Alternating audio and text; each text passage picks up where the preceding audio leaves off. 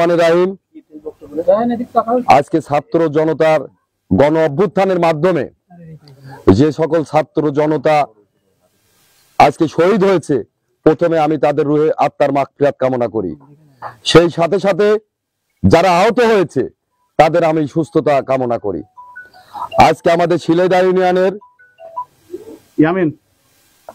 বৈষম্য বিরোধী ছাত্র আন্দোলনের রায়হান আজকে গুলিবিদ্ধ হয়েছে। সে গুলিবিদ্ধ আজ বেশ কিছুদিন যাবত অসুস্থ আছে।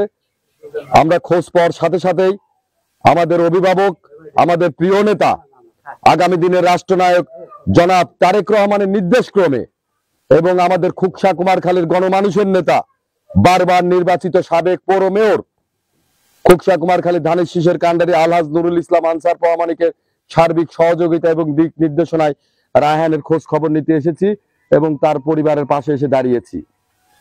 আমি এই রায়হানের পরিবারকে আশ্বস্ত করতে চাই, শুধু আজকে না, যতদিন রায়হান অসুস্থ থাকবে এবং কর্মজীবনে পড়াশোনা জীবনে ফেরত যেতে না পারবে, ততদিন রায়হানের পাশে জাতীয়তাবাদী পরিবার আছে এবং আমাদের প্রিয় নেতা আলহাজ নুরুল ইসলাম আনসার প্রামাণিক বলেছেন তার পাশে থেকে তার পরিবারের সবসময় সহযোগিতা করবে। এবং আগামী দিনে রায়হানের পরিবার যদি মনে করে যে প্রতি মাসে তাকে কোনো ভর্তুকি দিতে হবে, আমরা সেটাও আমাদের জাতীয়তাবাদী পরিবারের পক্ষ থেকে আমরা রাজি আছি।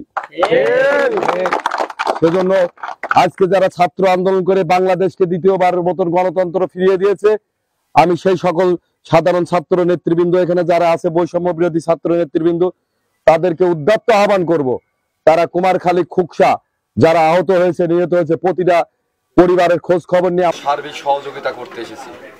শুধু আজকেই না, পর্যায়ক্রমে ও যতদিন অসুস্থ থাকবে এবং ও প্রয়োজন যতদিন সুস্থ হবে না, ততদিন আমাদের অভিভাবক আলহাজ নুরুল ইসলাম আনসার প্রামাণিক ওর সার্বিক সহযোগিতা করবে এবং ওর পাশে থাকবে বলে কথা দিয়েছে ইনশাআল্লাহ। এবং আমাদের রাষ্ট্রনায়ক ভারপ্রাপ্ত চেয়ারম্যান জনাব তারেক রহমানের নির্দেশ ক্রমে শুধু না, বাংলাদেশের প্রত্যেকটা থানা, প্রত্যেকটা জেলা, সেই লক্ষ্যে কুমারখালী থানাতে যারা অসুস্থ হয়েছে, নিহত হয়েছে, তাদের পরিবারের পাশে আমরা সবসময় থাকব, এই আশা ব্যক্ত করেছে। সেজন্য আপনারা দোয়া করবেন আমরা যাতে সব সময় ওদের পরিবারের পাশে থাকতে পারি এবং সহযোগিতা করতে পারি। ধন্যবাদ সকলকে।